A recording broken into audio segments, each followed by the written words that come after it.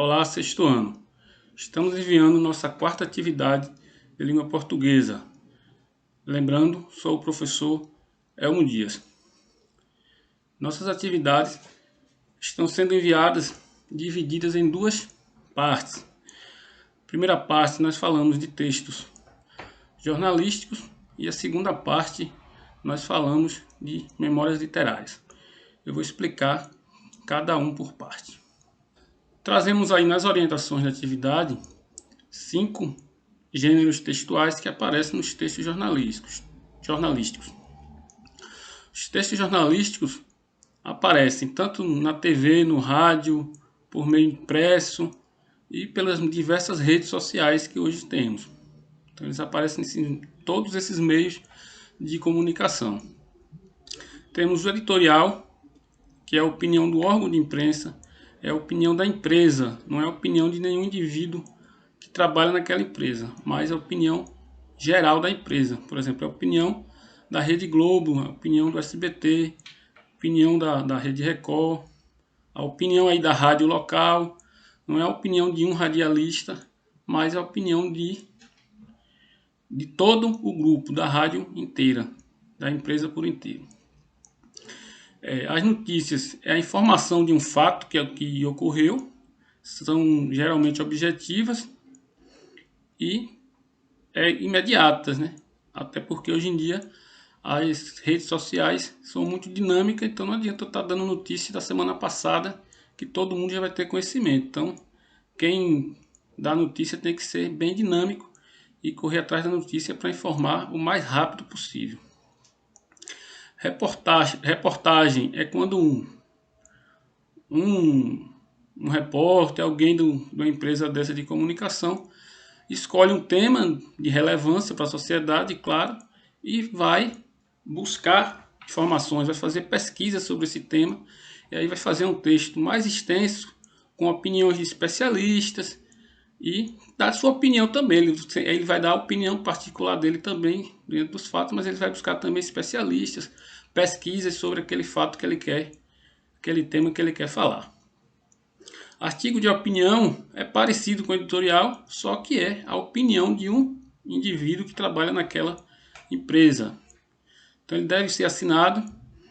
O artigo que eu trago aí, o texto de hoje, é um artigo de opinião. Ele não está assinado porque eu peguei ele de forma de fotografia, então ele não veio com assinatura.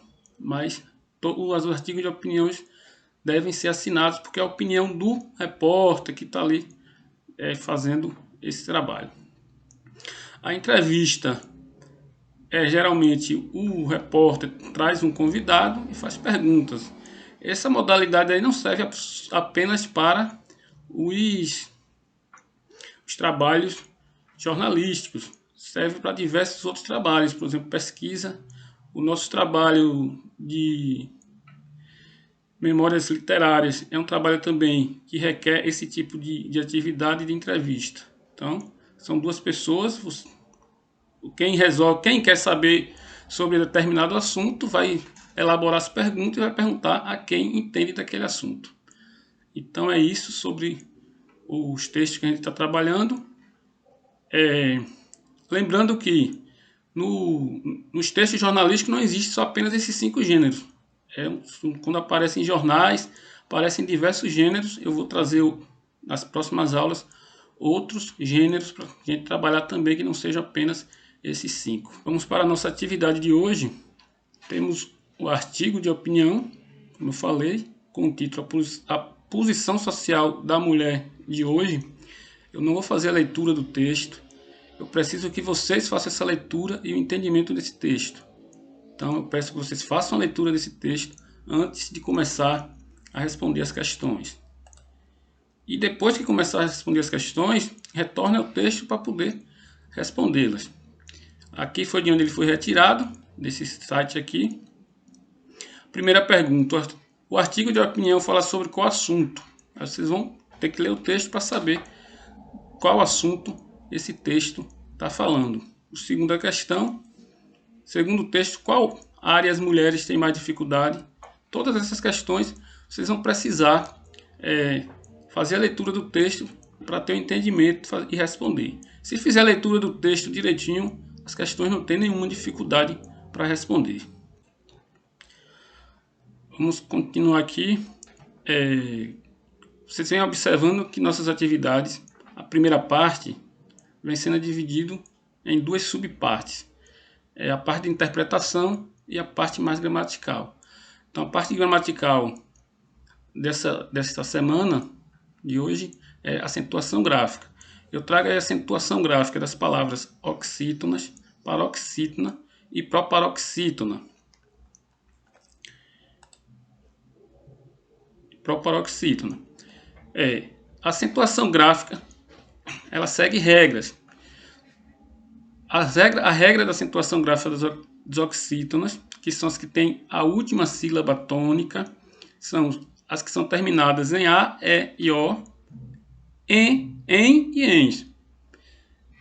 O A no plural também, o E no plural também e o O no plural também vão ser acentuados. Então essa é a regra de acentuação gráfica das oxítonas.